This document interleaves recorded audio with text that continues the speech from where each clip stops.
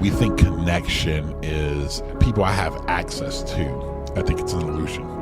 Versus people that you have a deep, meaningful relationship with. And I think we've become very malnourished relationally. Do you have anyone that you can call? I mean, if you got exciting news, is there anybody outside of maybe your family that you could call to celebrate that with you? It sounds like really what people are saying is, I don't know how to unmask myself to you. Yeah. The first place where people are lonely is within, because they're not connected to self. You're going to feel pain. It's just what kind of pain do you want to feel?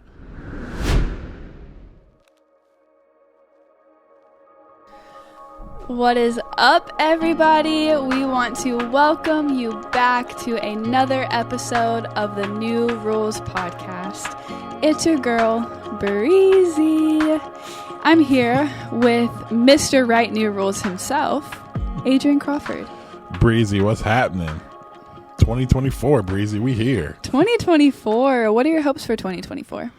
Man, my hopes for 2024 is to be clear. I have a theme this year in 2024. Clarity wears the crown. So my whole objective this year is to make sure I am being very clear, very concise.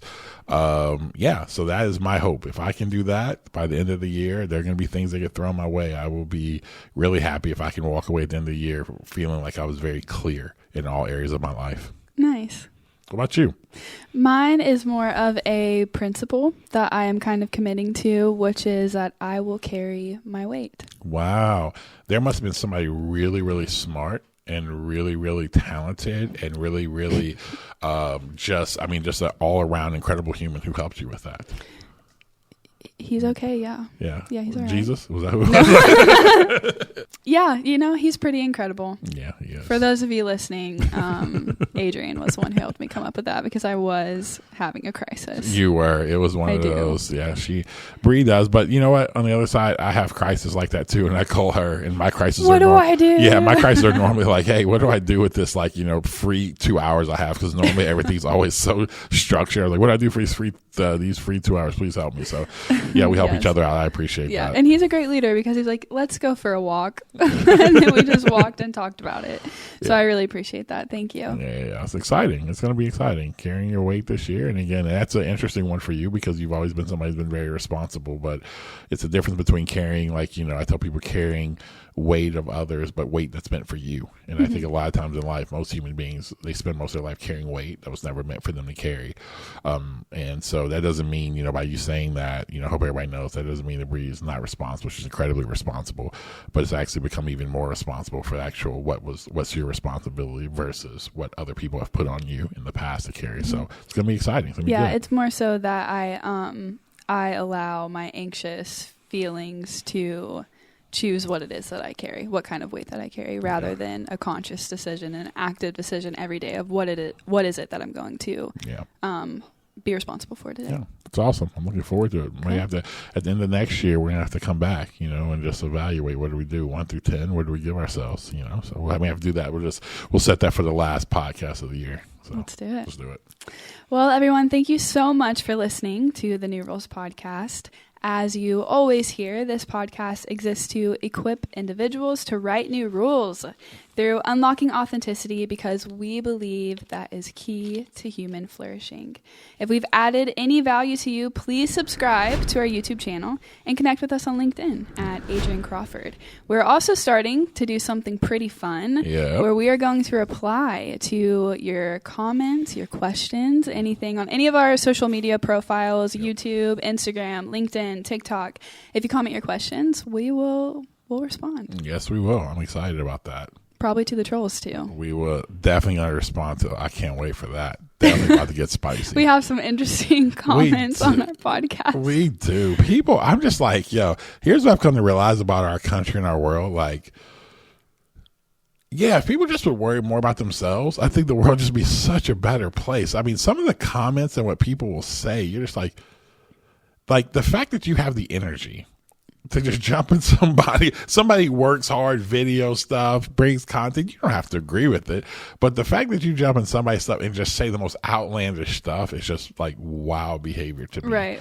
But hey, it's the world we live in. So hey, I'm not going to be the old dude on the lawn. Like, I can't believe this. It's what it is. Like, I can't believe this. Back in the day, no. This is what's wrong with Let me tell you this, as a black man, as one comedian said, don't ever want to see a time machine going backwards. We're all about looking forward. We're all about looking forward. Today, we're going to talk about what we would consider the loneliness epidemic. So to start us off, can you share a little bit about what exactly is the loneliness epidemic and why do you think that it's happening? Yeah, in our world today, we are more connected than we've ever been, with access to be connected. But I think it's been a very, I think it's an illusion a little bit. We think connection today is just, if the amount of followers I have or people I have access to versus people that you have a deep, meaningful relationship with. I've heard it said this way, the idea of jet ski and scuba diver. I think a lot of times we have jet ski relationships where if you think about a jet ski, you skim on top of the surface. A scuba diver goes below the surface. And so I think that's the world we're living in. And what that's led to is that we've lived under the illusion that we're connected and that we have deep, meaningful relationships. But what's happening is that when crisis hits, when moments hit, when hardship hits, just when life goes on, or when not even just that, when maybe you have a night by yourself or a few days by yourself, and you don't have anybody you can reach out to because your online friend or the person you thought you were connected to, it's not really that deep, or you got a real problem and it's somebody, you really need some real answers who really know you, who'll speak truth to you. You don't have anyone to turn to. I mean, I believe it's over 50+% of men have, if they had a night by themselves, don't have one friend they could call. And so to a point to where we're living in an epidemic, to where I believe it is in the UK right now, they have a loneliness minister, someone who's there to actually help fix this problem, this epidemic of people having loneliness. And I think it is a crisis. Again, as I've mentioned before, even on our couple podcasts before, everything I do comes from the lens and kind of the perspective of the Bible. And one of the first things it says in the Bible is that it's not good for man to actually be alone. And it really is. I think human beings were made for community. They were made for deep connection. And I think right now we're living in that epidemic. What is loneliness? I believe loneliness, and again, this is not a Webster's, or Chat GPT definition of loneliness, but I think loneliness is this state of isolation, mentally, emotionally, and physically. That was pretty good. I thought you were going to give it longer. No, that was you really did that one. I did my thing on that one. I was like, oh man, he's going to go on with this one. Do you think that this is anything new? I think humans have dealt with it before, but I think it's more than what's happened. I think people have been lonely for sure, but I think this is more, and it's more of an epidemic because I think that we now are, because again, like I said, it's been the illusion, right? It's like just kind of compare it to like eating like cotton candy, where, if you didn't eat anything all day, but you were at the fair and all you kept eating was cotton candy, like it's the illusion that you're getting nutrients and stuff that's good for you because you start to get filled a little bit. But eventually, we know if you eat so much cotton candy, your stomach's going to begin to hurt. That there's no really nutritional value to that. You can live that way, but eventually it's going to harm you. And I think that that's what has kind of happened in our world, to where with the access, of relationship, without having to go places, without having to have physical face-to-face conversations anymore, I think we've been filling ourselves up with relational cotton candy, and I think we've become very malnourished relationally, because back in the day you were forced. I mean, you think about this. I mean, I know that you're younger, but it's like, you grew up in the era of the smartphone, but I grew up in the era of where you had to go outside, or there wasn't dating apps. You weren't going on Hinge to find somebody. You were just literally going and I had to, if you went to a club, you had to actually buy somebody a drink. I'm just laughing thinking about what? young Crawford on a dating app. Yo, listen. Y'all have no idea. Young me on a dating app would have been just outright just. Yeah, talk about loneliness. Yeah, talk about the worst of what you can think of and what people do on dating apps is me, especially, pre my experience with Jesus. But what I will say though is that I think that that we now have lost. You used to have to go out. You used to have to buy somebody a drink and have a conversation with them. If you were with your friends, man, though I love the community that gaming can build. I think that's what I'm saying. There's not like it's all bad because I watch my son. He plays online with friends, but the friends he's closest to are ones he's actually met in person. They're like friends of his who he has a relationship with, who they actually they get connection online as well when they're playing, Fortnite or whatever. I just think that we have just now built a world and a kind of an ecosystem to where we're just feeding ourselves things that can feel like they're filling us relationally, but they're really not.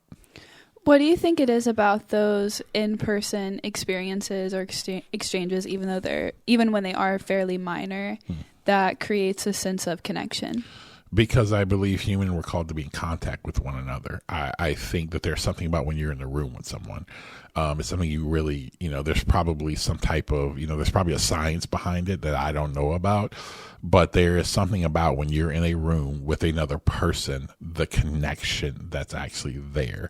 The something that happens in the atmosphere when you're actually able to look someone in the eyes, when you're actually able to, give somebody a hug or a high five or something like that, when you're able to be in a room and you both are laughing at the same time, and that kind of energy that gets created versus we're both laughing like over the phone, which nothing's wrong with that.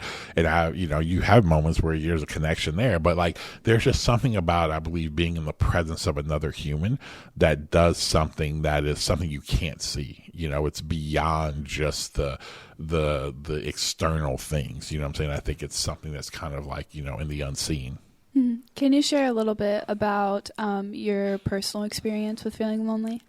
Yeah, I've always felt at levels loneliness, and I think a lot of people do, and so I don't want to just say, oh, I'm the only one or whatever. But I do think there's been extreme parts of the loneliness. I think some of it has been biochemical, like just some of the depression I've dealt with and some of the bipolar stuff I've dealt with. I also think some of the loneliness for me was feeling very misunderstood. And I think some of that was because I didn't have a great sense of self. I think a lot of times we get lonely because we don't have a great sense of self. We are actually isolated to ourselves. So why I think at times people feel, and I felt loneliness in the past, was because of that, because I didn't know myself. So it's like living in a body, but you're living in a home that you don't know. And things aren't right. And so for so long I felt that like I just didn't fit. And it took years for me to understand, like to come to a place of like actual understanding and awareness of who I actually was. And as I've done that, I think my relationships have increased. I think my loneliness has gone down, but it's still there, because this goes into the second part is when you're a leader, leadership is lonely. I know that was an adage that's been said, but it really is, because there's just certain things that people don't understand and get. There's certain things I can't share with anyone who works with me. Even though me and you have a very close relationship, there's certain things I don't share because that's not your burden to carry at times. So there's times I carry burdens that are just that as a leader that are lonely. And then when you're trying to find time with other people who may be operating or doing things at the level or whatever that you're doing it at, or someone who can just even understand. It doesn't have to be operating at the level you do it at, but they just understand, sometimes you don't have the time to do that. So then you just end up carrying these things at times that are lonely. I think at times you can be lonely in marriage. And I think this is a conversation people don't talk about. I know I have this conversation with my wife because there are certain parts of Wendy, and this is the way we've been hardwired, where she's different than I am. And so there's parts of her where I will never really understand. As much as I try, I'll never really understand, where she can feel some loneliness. And there's things for me that she'll never understand. Like Wendy will never really understand just some of the things I work through emotionally. So at times though she does a really good job of leaning in, of listening, supporting, but she'll never be able to really understand because she doesn't have to walk through that. And so I think at times, you can feel it there. So those are a lot of different ways. I think at times I have felt kind of loneliness.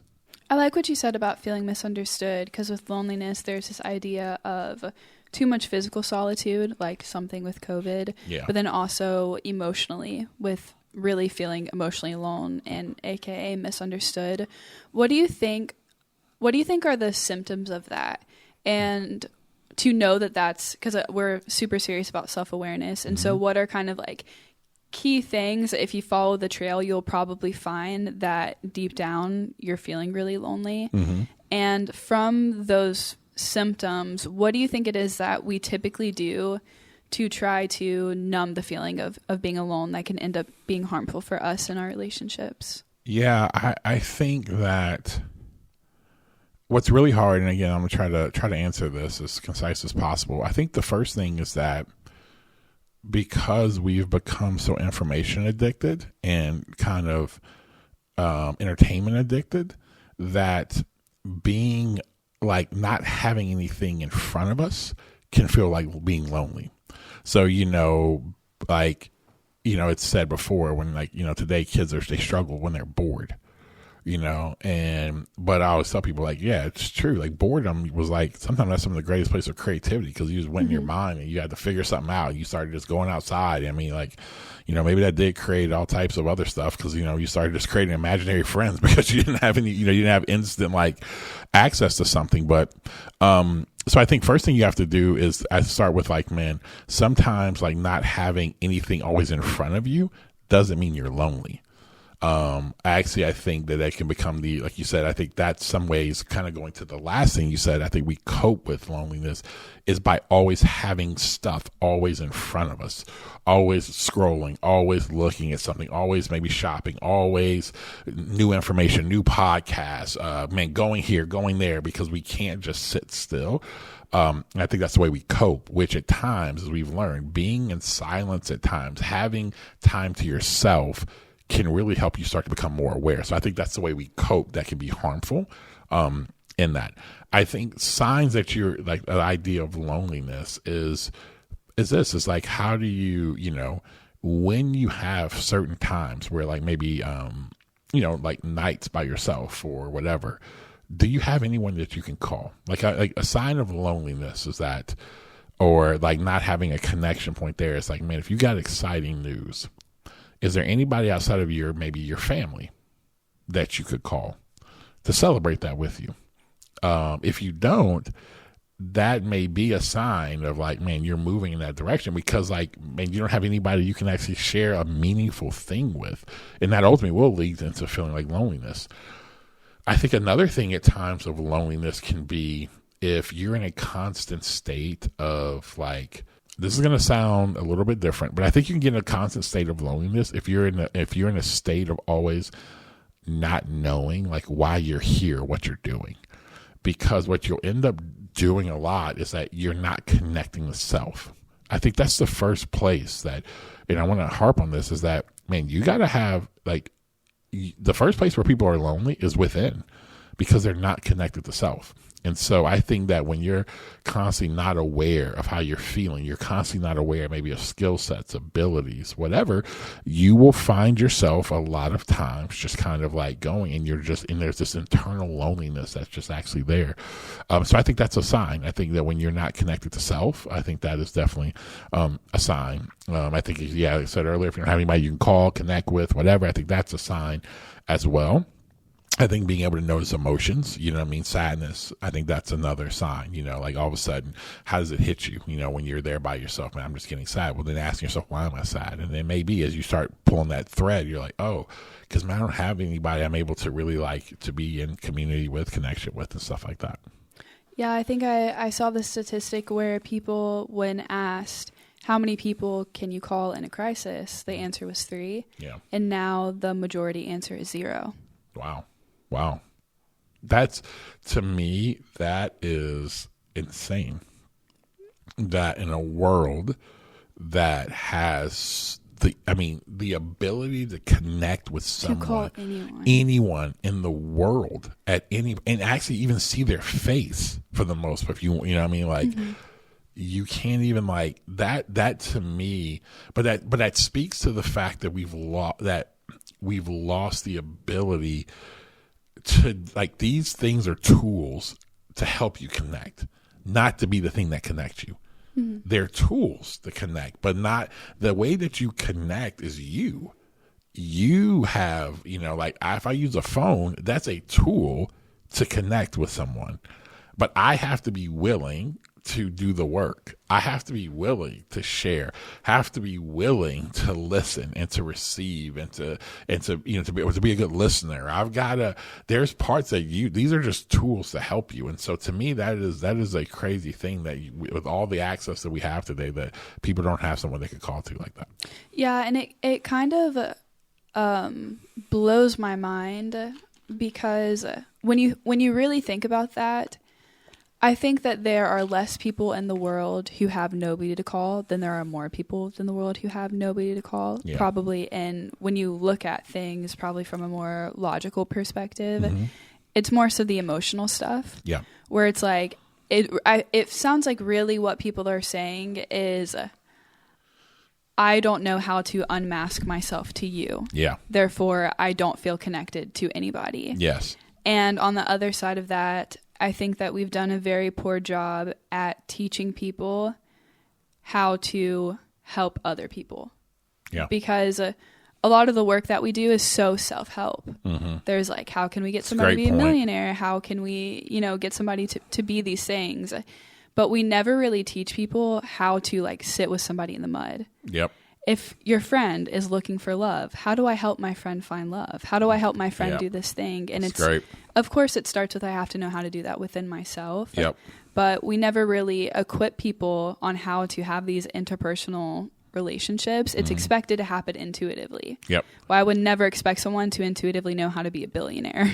Yeah, and I love how you're saying that. We have made all of these connection tools to be tools that are just about like us and what can help us. But like you said, you're great. Like, there's no courses on like, man, how to help somebody be a billionaire. Like, you know what I'm saying? It's like, right. how to help somebody, lose, 40 pounds, how to help somebody have a better mental state. It's always like, how do I help myself? And I know what we'll say is, if you help yourself have a better mental state, then you'll help other people.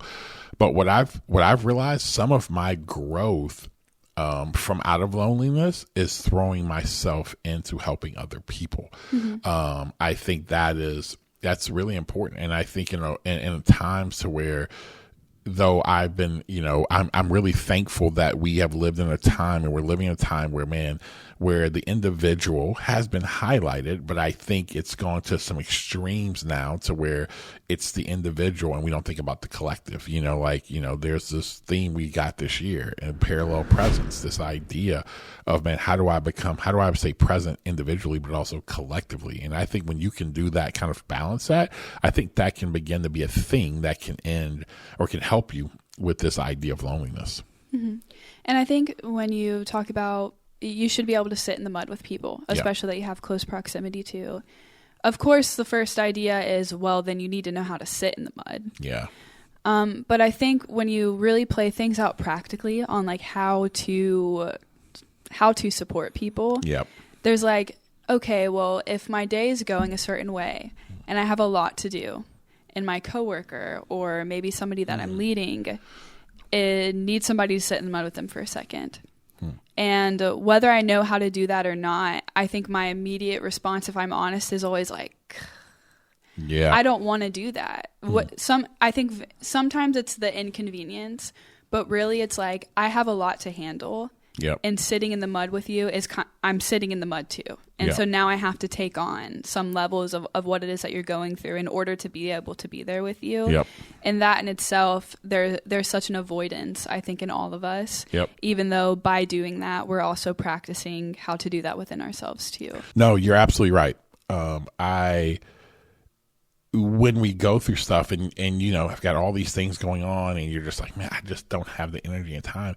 It's getting outside of yourself. I've learned leadership. I've learned like a lot about leadership by being underneath at times bad leadership.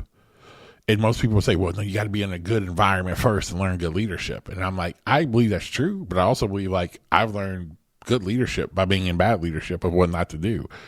And so I think that sometimes you can learn how to work out of some of the lonely sitting in the mud. When you sit in the mud with somebody else, you begin to realize, man, what would I want? If I was on this side, what would I want? You start to learn what you need in the midst of being in the mud. Some people need you just to sit there with them. You may be a person, no, in the mud, I need someone to actually pull me out. Like and then you have to tell them, hey man, listen, when I get in this mud, you ain't gonna sit here with me. I need you to pull me out. Right. Because you know yourself. You may not be wired where I need somebody to sit with me. Some people do need that. So I think it's all just when you're able to get out of yourself. And that's why I tell people, man, sow the thing in the world that you want. So if you have loneliness or man, I feel lonely, man, try to sow yourself into serving somebody else. Get involved in a volunteer organization. Get involved in a church. Get involved with Habitat for Humanity. Get involved, with as maybe with one of your infinity groups or whatever at your work, and they're doing some projects.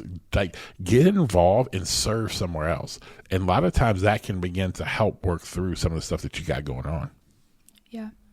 I think that one of the things I'm thinking of right now is how this applies to leadership. And I think that although I think that we are very clear and can acknowledge that friendships and marriages and family relationships are far more intimate than your working relationships. Yep. And they should be. And at the same time, we can also say that how this shows up in those spaces is like, if you have somebody that you're leading, we see this all the time, who is like stressed out and anxious. Maybe they're going through something, they have a complaint. And the very first thing that people do is like, oh my God, what are we going to do? What are we going to do to make this person feel better? And it's so interesting why we respond that way on like a business and corporate level, whenever it's like, when you go home and you're talking to your spouse, when have you ever wanted them to look at you when you're trying to figure something out and say, oh my God, like, what are we going to do? Like, what are we going to say? We need to figure it out right now, and we need to do it immediately. It's like, we know that doesn't work in so many other areas. Yeah. And yet we get so anxious at things on the corporate and business level within those moments. And a lot of the times why this topic is so interesting is because people always want us to tell them how to become billionaires. They want us to tell them how they can grow their business financially and all of these other things.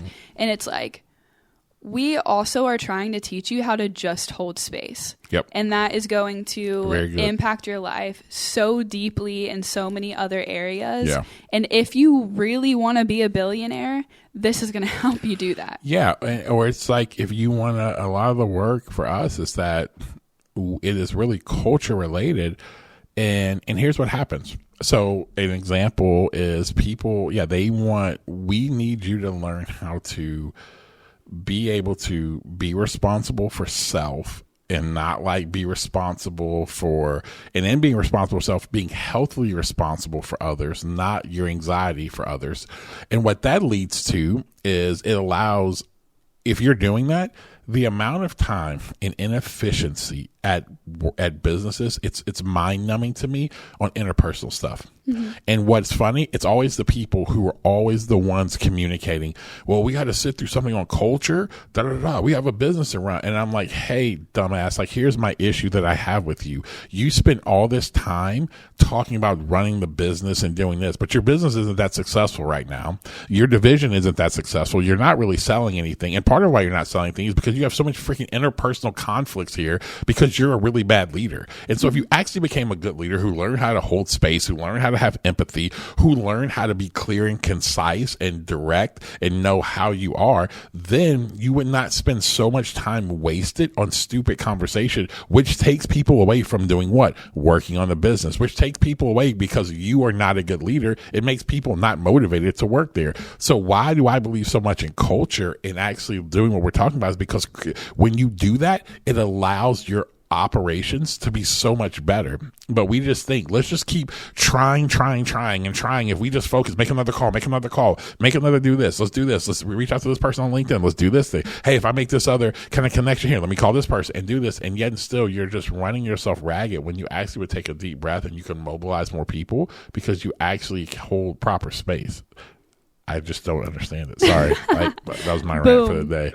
So what I will add to that wonderful comment too is that a lot of the times those same people are the ones who, when you get them in a more honest setting and you look them in the eyes and you have real conversations with them, they are so deeply unsatisfied and troubled by the quality of their relationships, whether they're in the position to admit that or not. It's usually pretty blindly obvious, blindingly obvious that that is the case. And that's not by any means to judge somebody's, like personal life or personal choices, but it is like you are deceiving yourself because you want to be successful so bad. And the thing that's keeping you from that is the thing that's kind of, for lack of better terms, like tormenting the rest of the areas of your lives as well. Yeah. No, it is. And I think when you actually do have those conversations with people, they really do struggle. Like they don't have good relationships. Like I just come to realize this. They end up having really bad relationships probably when I see them, like when you start talking to them with their family. They have bad relationships with their children or with their spouse, their siblings, and they really don't have close relationships at home.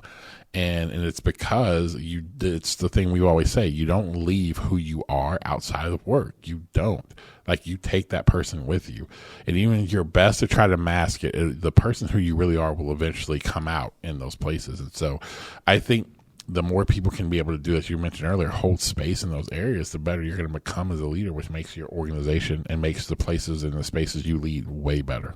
Right. And I think that person is alone just as much as most of us are. Yeah.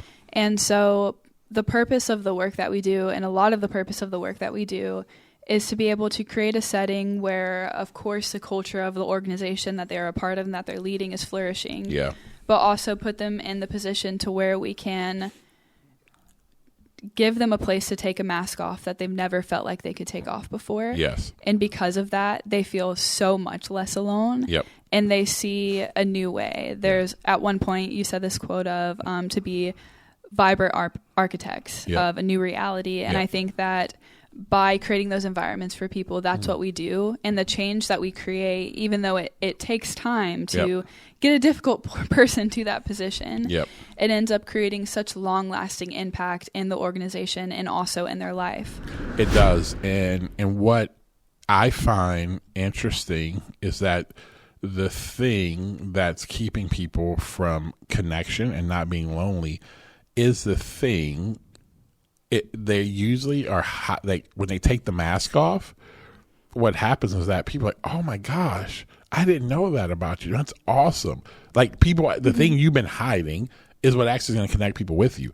Because I do believe people do connect. They can feel it's something that's beyond just physical. It is something that is, kind of in an invisible place where people can feel that authenticity. And I always try to tell people too, this is another part about loneliness. You have to be okay with who rocks with you. I say this to my son all the time. Be good with who rocks with you. Some people have the capacity for a lot of relationships. They just do. Their personality, their skill set, whatever. My wife does. She just has the ability for a bunch of relationships. For some people, they don't. You may only have 2 people that rock with you.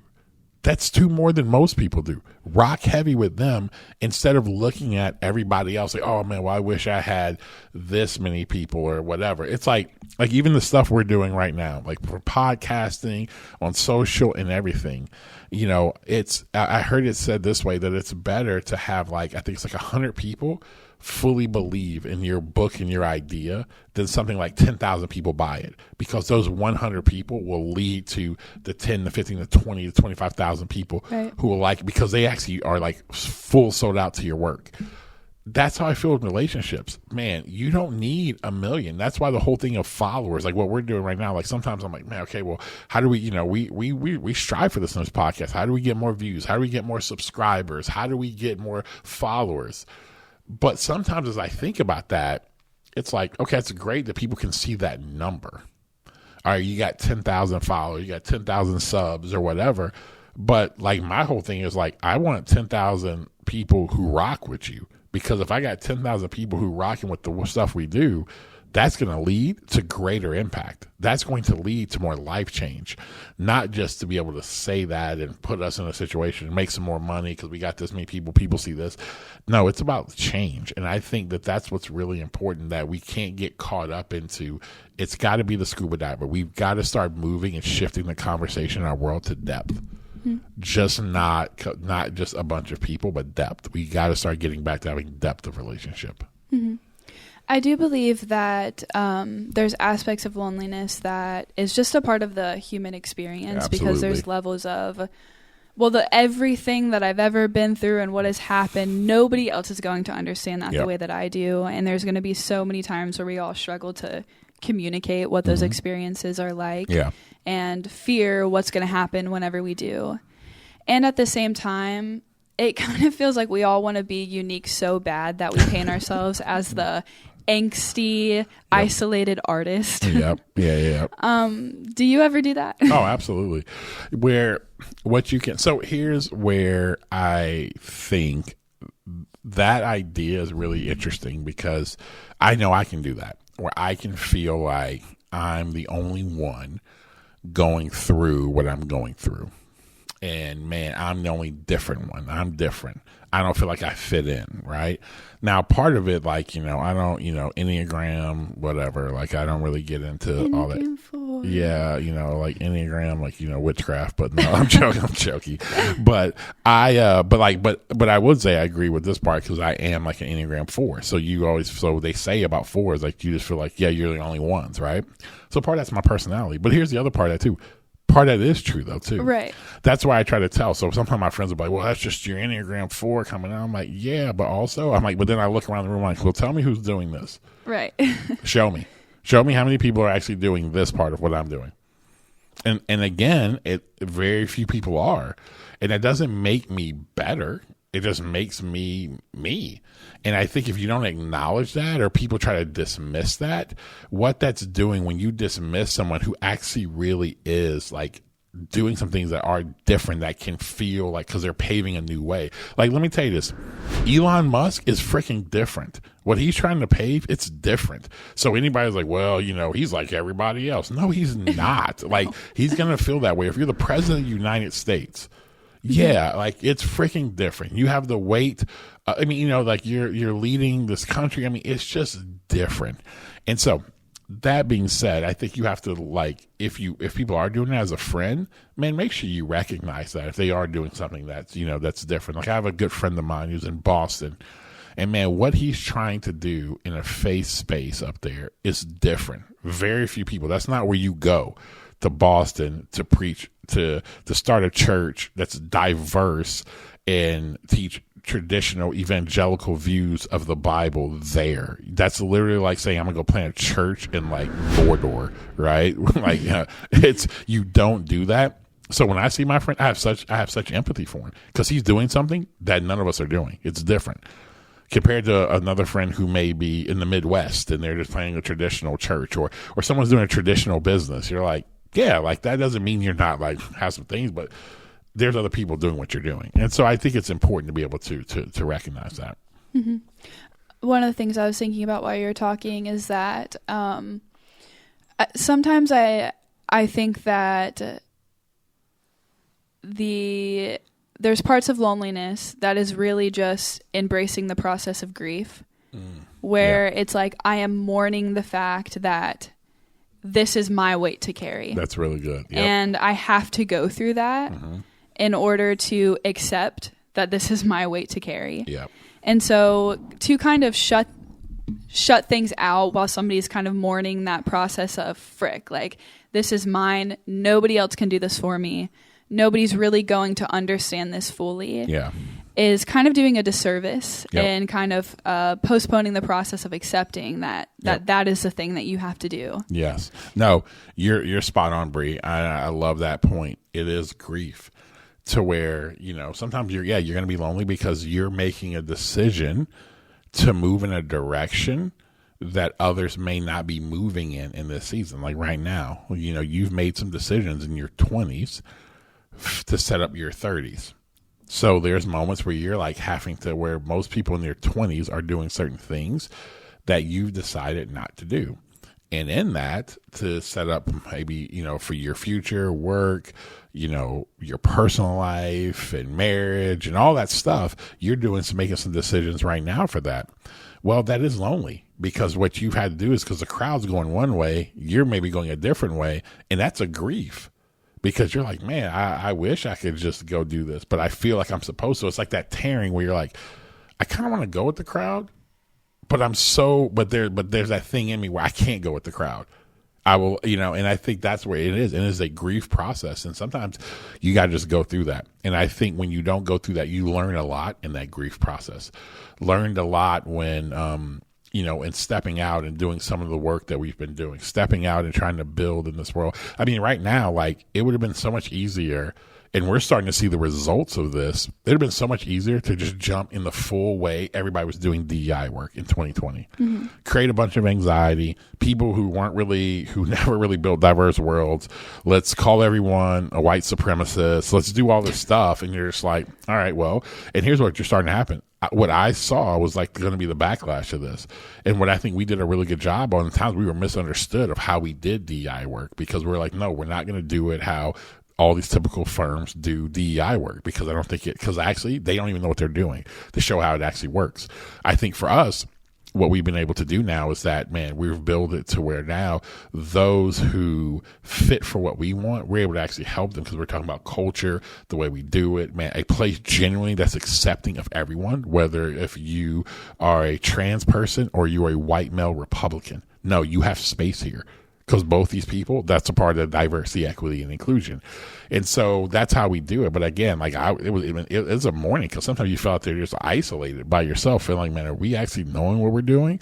But you knew in your gut it was like, right. Or did we just surround ourselves with everyone who agrees? Yeah. And so now it's just like, it was a tough thing. But now I think as you're able to go through that mourning process of the loneliness, you'll start to see now the acceptance of it and the growth of it, because you're actually paving that new way. Mm-hmm.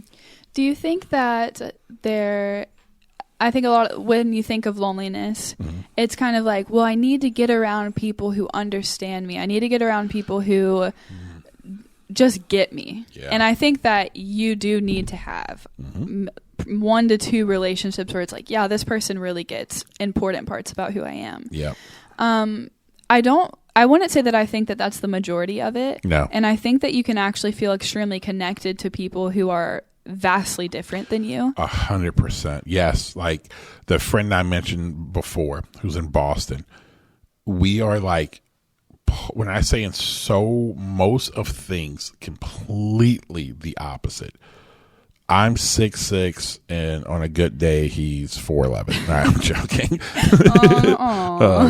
He's Frodo Baggins, but and I'm Gandalf. And on the other days, and he's gonna listen to this podcast, he'll love it because he's a Lord of the Rings nerd. All right, that we do connect there.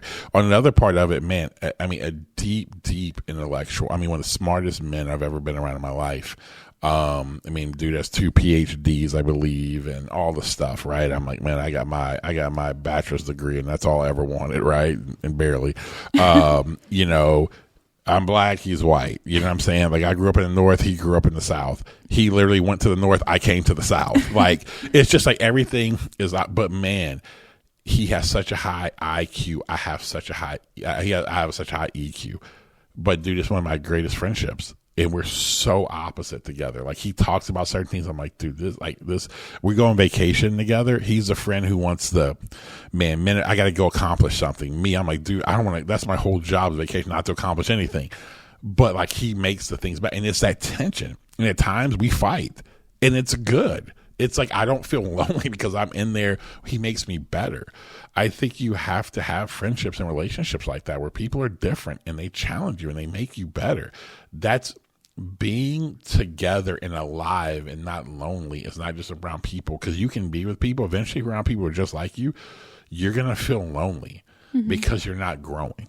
I think part of the issue why people, like, we've experienced loneliness, because I don't think people grow. They're not around the robust amount of relationships that challenge that. Why do you think whenever we feel lonely, kind of our knee-jerk reaction is to pursue greater isolation than it is as simple as like, I'm just going to call my friend right now?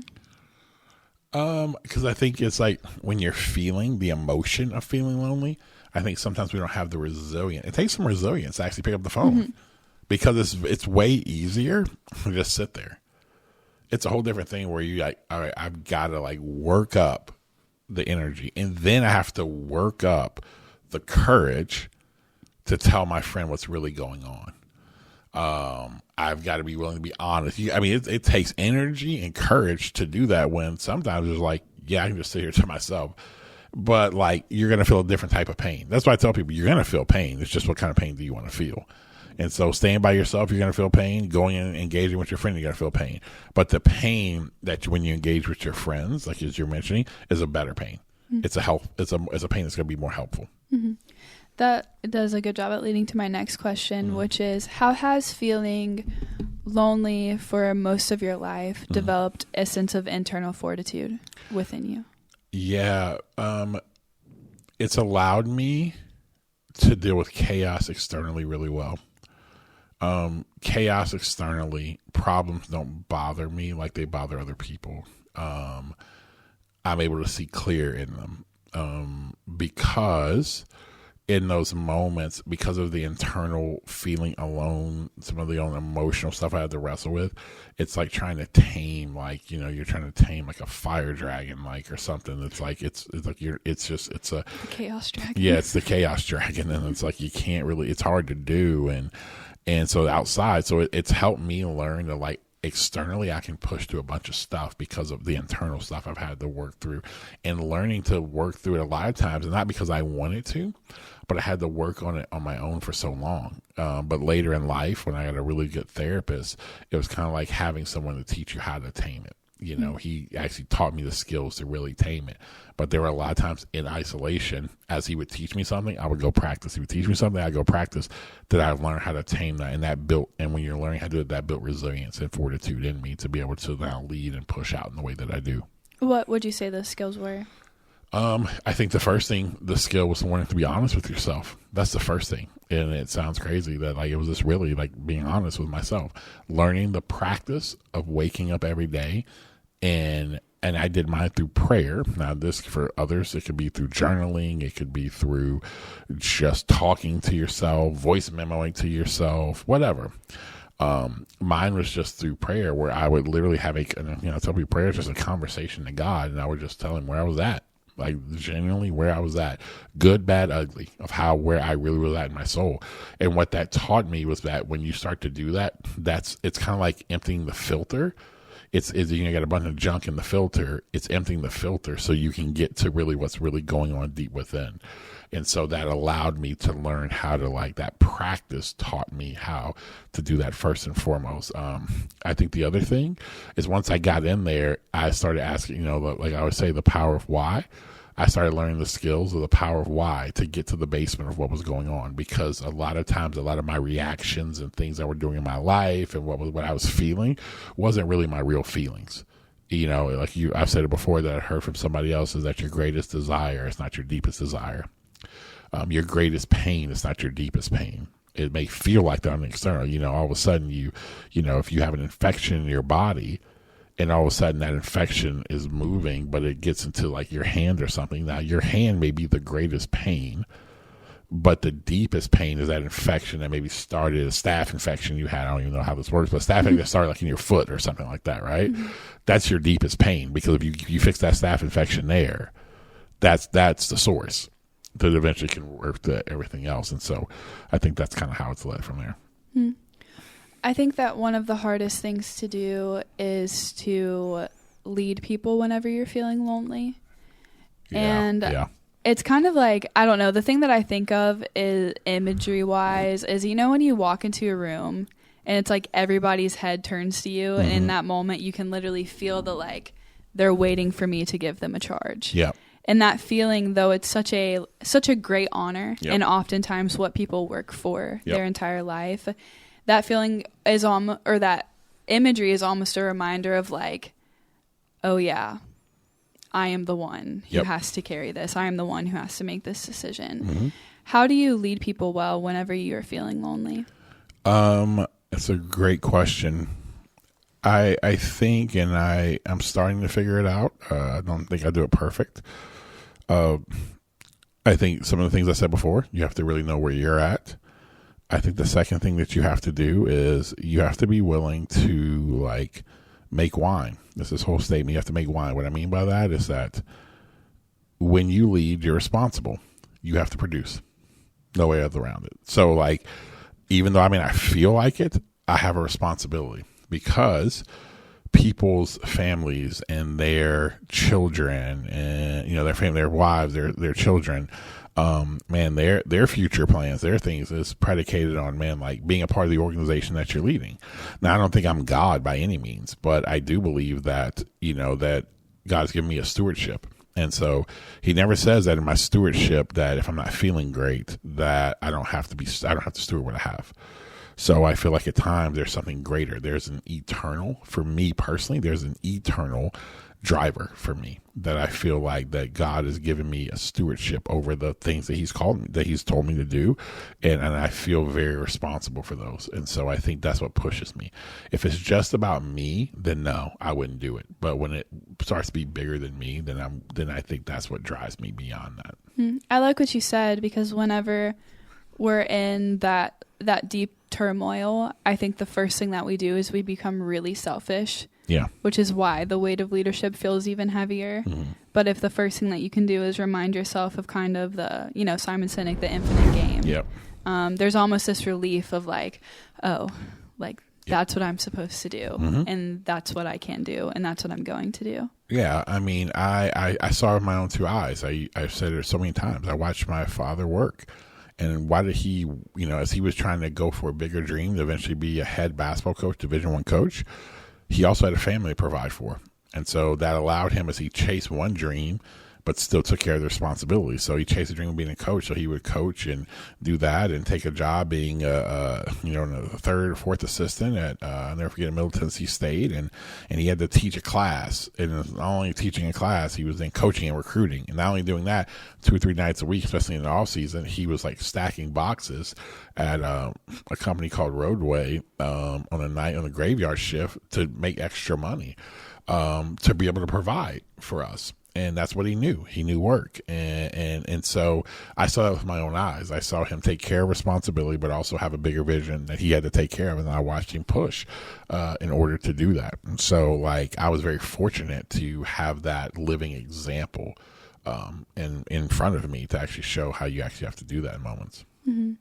I think if you are a leader listening to this podcast, statistically, you yourself are lonely, and you're also leading groups of people that are lonely as well. Yep. How do you lead people when you know that they're feeling that way too? I think that's why your direct report meetings and kind of your check-ins need to go beyond just the work. If people, now again, they have to give you access. You have to ask for permission. But if they're willing to give you permission, you have a responsibility as a leader to check on them because that's going to affect their work. But here's the thing. We got to get out of it just affecting their work and realize, man, our responsibility, I believe, as leaders is to make better humans. Mm-hmm. And I believe if I make a better human, they're going to be a great worker. That's a byproduct of them being really good humans. And so I think as a leader, you're responsible for that. And I think the crap that we talk about in corporate sometimes, it really pisses me off to where we just shelf it for like when we start talking about culture or we start talking about well-being of people, it just gets shelved as like, oh, this is just this generation, it's millennials and Gen Z, and they want their cappuccino machines, and it's just all this lazy. Just when have you ever been sad and thought a cappuccino machine? Or I need my this? safe space or a blank. I mean, it just becomes this hyper stuff that we talk about, and it just gets dismissed. If that you just suck as a leader. As a leader, you're responsible, I believe, to make people better. And if you make people better, and that, you know what happens, and you know this, you live in it. Making people better is not challenging them. I mean, anybody who works here will know there's a high standard, a high demand. And if you don't do it, I will challenge you. I will hold you to that. And I always tell people, I love you for free. I pay you to do a job. I will fire you and still love you. But we have a responsibility to make people better humans. And sometimes making them better humans is to check on them. Yeah, they're struggling with loneliness. Okay, like, man, why? What's going on? And some of that means that, man, they're just too internally focused on themselves. Man, okay, well, then you have to help them do that. Because if they are going to do that, it's going to impact them. It's impacting them at home. And then when you impact them at home, it's going to impact them when they come to work. They don't separate themselves. You're not living in the show Severance. So you're one whole person. And so I think as a leader, you have to do that. So that's why when the check-ins that I have, and even with you and, other people who lead here with their direct reports, they're responsible for checking in to make sure people are doing well. And where they're not doing well and where they need help and how do we do this. That's how I actually do it. If you think about people and make them better humans, then you're going to make them better leaders and better people in your organization. Mm-hmm. I kind of have two questions as we come to close. All right. The first one is a little bit lighter. Okay. When you are feeling lonely, yep. Do you have any artists that you listen to? Do you have anything that any art that you kind of indulge in? Yeah, like depends. So sometimes my loneliness goes to a lot of times like it'll start with sadness and then it goes to anger. Mm-hmm. So if I'm angry, then I listen to like instant. I'm putting on like Dreams and Nightmares by Meek Mill, 100%, full unedited too. Full unedited too. That I'm putting on. I'm putting on that. I'm putting on Who Shot You by Biggie Smalls. I'm putting on Get Money by I think it's Get Money by Tupac. Get Money. No, the other one. No, when he's like, no, first off. In the click you claim, West Side where we ride. Yeah, that one. Those are like 3 songs that like I actually like because again it like allows me to get the emotion out. Other things I do, like it may not be like art wise, like but other things I've been doing lately, man, I literally will. This has been really helpful. I will dump my head in ice cold, like I'll go like because the place I go has a cold plunge. Mm-hmm. I will literally dump my head in ice cold water and scream. And dude, it is like one of the most cathartic things ever. That sounds incredibly therapeutic. Yes, it is phenomenal. So I do that. Sometimes when I get sad or I get connected, I'll actually watch movies. I'll watch something around someone who dealt with that. So like I watch like a go-to for me. It's like the movie Lincoln is a go-to for me as somebody who was melancholy and wrestled with that. Like I'll watch it because it's just, you can see that. Lord of the Rings. Lord of the Rings for sure. Lord if of the Rings. I ever. yeah. Bree, if you ever see me watching I see you watching Lord of the Rings, I just walk around like, okay. Yeah. He's like, you're like, all right. Well, he is here today, So for sure there. Another one is like what else? Yeah, so those are I'll play video games, like because video games sometimes they're mindless to me. So I can just sit there and just play them. So that kind of is what I do when I get to like kind of lonely state like that. The second one is in the beginning you talked about the minister who's kind of assigned to solve loneliness per se. If you were assigned to solve this global loneliness, what would you do? Yeah, first thing I would do, I would really create I would first of all take brick and mortar buildings. I I'd buy brick and mortar buildings and I would make them human connection points, to where they would be like wine, coffee, cigars. I mean, whatever kind of the area you're in, whatever's there. But within those things, what I would also, so it would be that. But this really around the idea of human purpose. So people could come in and it's really, man, like it would be a creative place. And like, I would do things to where there would be, all different. I would connect with a lot of like university campuses, those who are younger, and I would create events where it's such a cool space to where people, where it's just, I would want to create such a cool venues to where it's just human collision, where people just come and they are physically there. And so it's like, man, they're able to come in there, they're able to do it. So it's rented out. It's able to, and then not just, oh, you can just kind of rent out. It's like, no, it's such a cool space that everybody wants to do it. So whether if you are in the debate club, which may not be the cool club, right? But you're in a debate club, or you're in a frat, like you want to use our venue. And it's a place of human connection, and we're pushing those types of things. But throughout the week, I mean, I would put fashion in there. Like I would create a store that would be inside of there, that would help people. That man would be around streetwear. It could be high fashion. Here's the reason why I would do it is because then we have a big online presence, and we want people, hey, to come get, like if you lived in that area, you have to come pick the stuff up. And what we would do is like, man, the people working there they would let you try the stuff on. They would help you see how it matches and goes. I mean, all type of stuff like that, because fashion is a way you feel good about yourself, and it's another place of human connection for people. I would just create as many places for actual human connection. I would create an app as well that we would develop, that in that app, man, no, you had to meet in a open, it wouldn't be like, oh, we're going to meet for a dinner here. No, you would meet at this place. Like, so like you had to sign, something I'm doing top of my head. You had to sign in and like, okay, hey, we only have 20 spaces. So it's not speed dating, but it's kind of like, but it's there, but you're there. But it's this idea, again, another part of human connection with people. And so, you connect with this person, you connect with this person, you connect with, okay, but we're all going to meet in one place. And then there all becomes this human connection point, and where it's fun and people can do that. Those would be the things I would do. I think the other part, if I could rule the world, oh, dude, if I could rule the world, I would shut the internet down for one day. I would shut all social media apps and everything for one day. Can't do it. So it's like, oh my gosh, why am I blanking? It's one of my favorite movies. Oh my gosh, Ready Player One. Yeah. Ready Player One. When they shut the Oasis down, it was like, I think it was like once a week or something like that. They shut it down. That's what I would do, because I think then it forces you to have to kind of, let me go try to do something. So those are just off the top of my mind. Secret take is we plan on doing all of those things. Yes, we do. So that's what I would do. So. Cool. Sweet. Well, hey guys, I hope this is helpful. And here's what I want to do. I want to really encourage you. Like, we here are, and I'm kind of talking this way because I do know that many of you out there, you're dealing with loneliness. And I hope what you heard today was not in any way any light of what you're going through, but actually some real stuff that could actually help you. But I will tell you is that there are a number there. We'll link it up. There are places that maybe if you're struggling, and maybe it's not with loneliness, but maybe that loneliness has led to suicidal thoughts. We want to make sure, man, there's access. There's hotlines. Make sure you call somebody, you connect with somebody. I want to encourage you today that if you're feeling lonely, take a next step. Take a next step. If you got a friend, reach out to your friend. Just tell him, listen, maybe all you got for him is like, man, I'm really lonely. Can you check in on me once a week? Just take a step. This is the thing.